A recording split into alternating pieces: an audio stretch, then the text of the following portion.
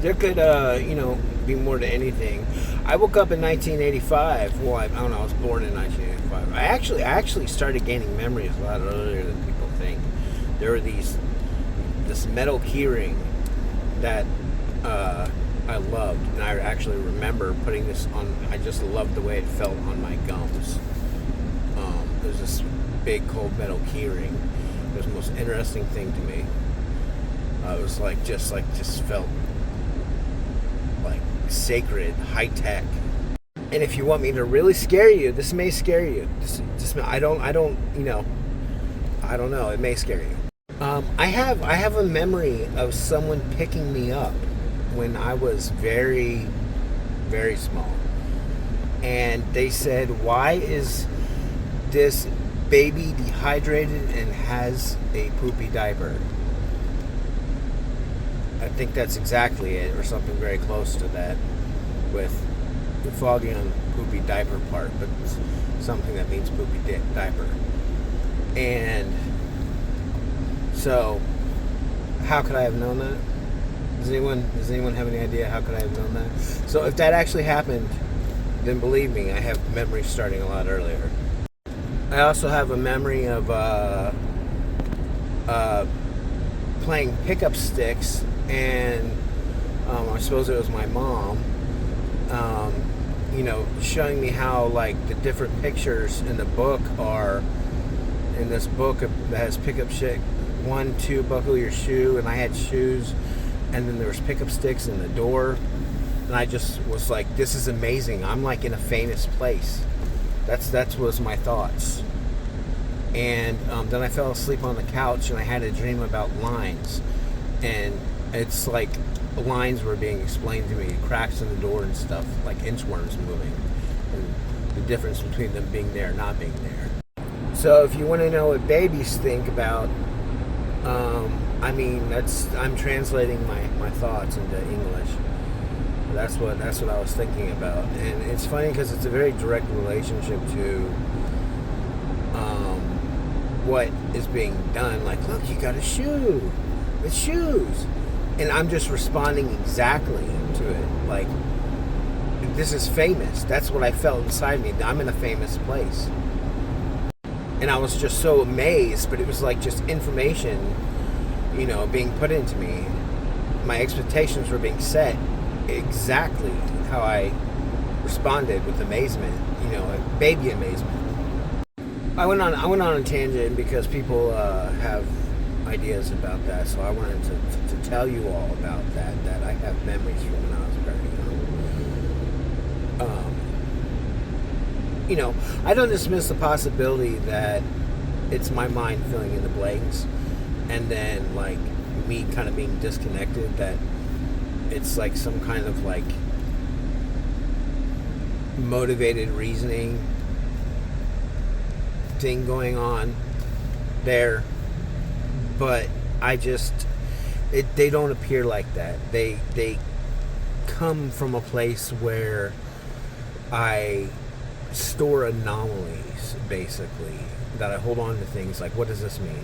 What does this mean? What does this mean? What does this mean? I've been actively, it really felt more like I was doing it since I was about 4, but when I think about it, it's really just something that's kind of there. I think it's really just kind of been there.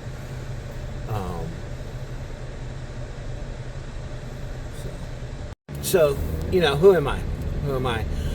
You wake up, you emerge into any, in time and space and events happening. Like the fact that the world is in this condition at all is, I'd say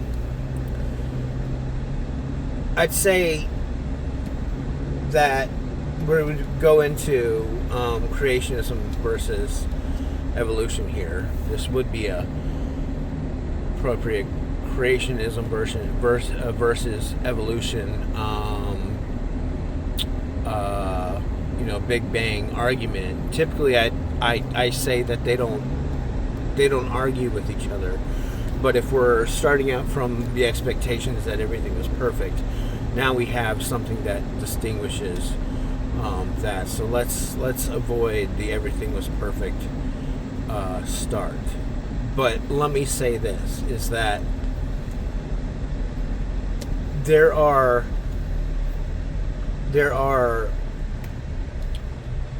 behaviors that can be described by words that inevitably through time, for infinity, what essentially would survive in all the chaos are instructions that always succeed. Okay. When we are when we're meeting more and more obstacles in the chaos, that we're going to have instructions that a lot of instructions just didn't work, and then we have instructions that succeeded the entire time. This is the most efficient power in the universe. These instructions, and they cause you to live forever. Okay, cause anything to live forever. Now we have to also understand what do we actually understand about time and time travel. I'm someone that didn't believe in time travel, and since about 2023, I think I've been, maybe it's earlier, I think maybe 2021, 2022. I've been seeing anomalies that if I'm going to try to describe it, then I'm basically describing people using outlandishly big and complicated computers to make me believe that time travel exists. Technology that nobody's even heard of. But I invent things to try to explain things, and I just think that time travel being possible is more plausible at this point. So, I don't know very much about time, so everything could have started out perfect.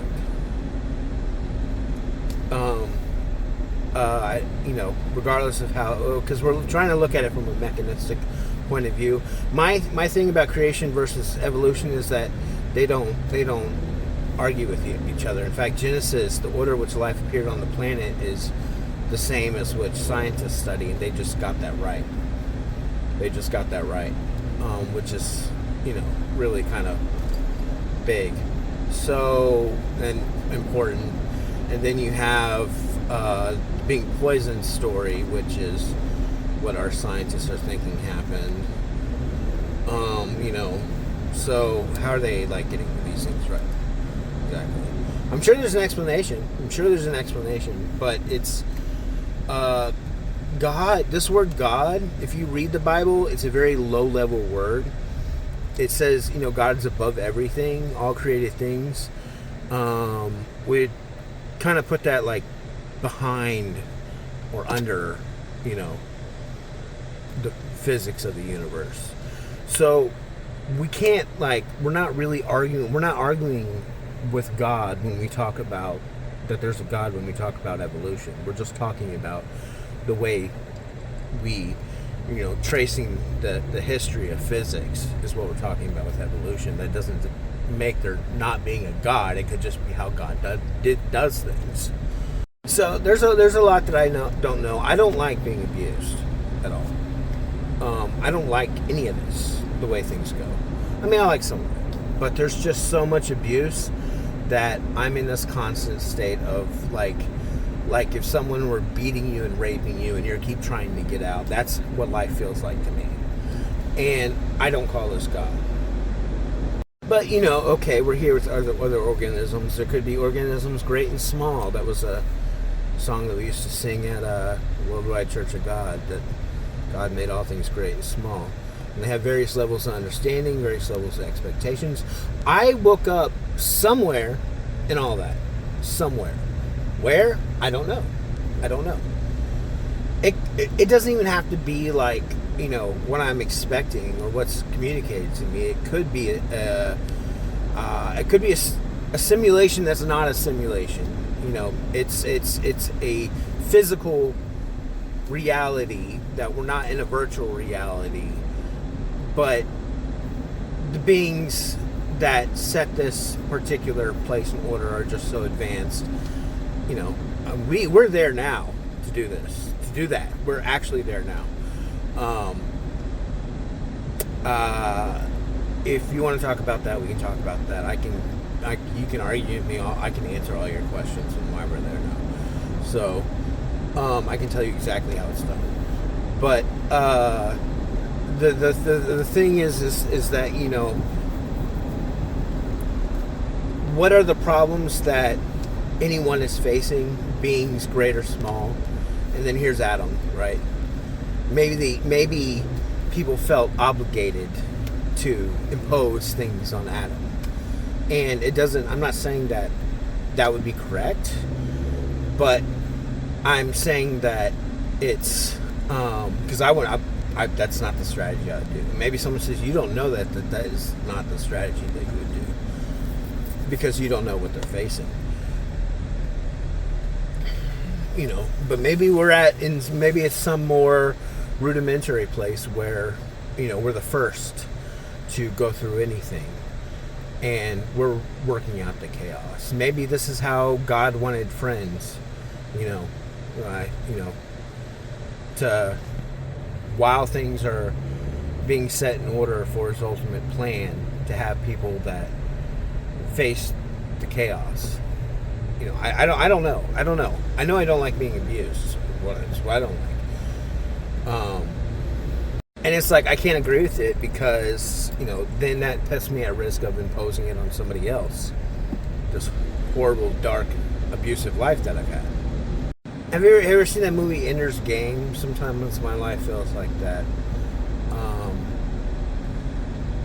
I have things going on. I have like other limbs on my body. I have like extra limbs on my body, except they're invisible to me.